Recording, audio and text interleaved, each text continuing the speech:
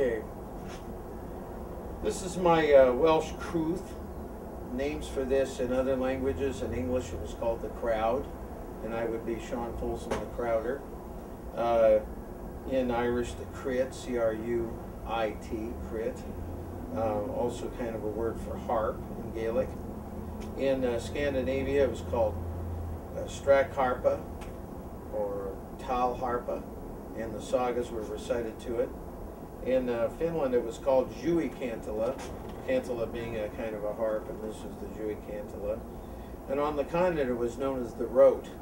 Now, earlier rotes were actually much like these Greek hithras, and we use the term LYRE, L-Y-R-E, which is actually a mispronunciation of Roman Latin word Lyra, which the Kithra in Rome was known as the Lyra.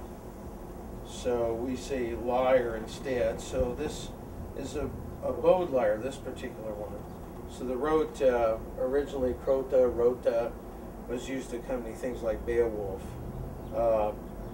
But about 1000 AD a neck was added and it started being bowed. Now bowed stringed instruments came from either Mongolia to the Middle East to Europe, or from the Middle East to Mongolia and Europe. We don't really know the origin of bowed strings.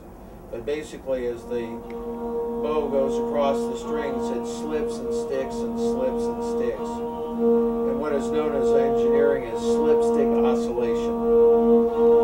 So we have the continual plucking of the instrument. Instead of plucking with your fingers, we have continual plucking of the bow.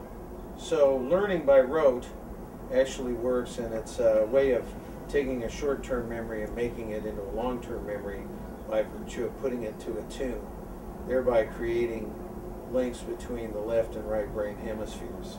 So my made-up lesson that I would give you in rote learning would be something like this. 1 and 1 is 2, and 2 and 2 is 4, 4 and 4 is 8, and 8 and 8 are 16, 16 and 16 are 32, 32 and 32 are 64, 64 and 64 are 128. And you would stay on pitch with this, just like a Vedic bard in India stays on pitch with her TAMBURA or his TAMBURA in order to recite the VEDAS.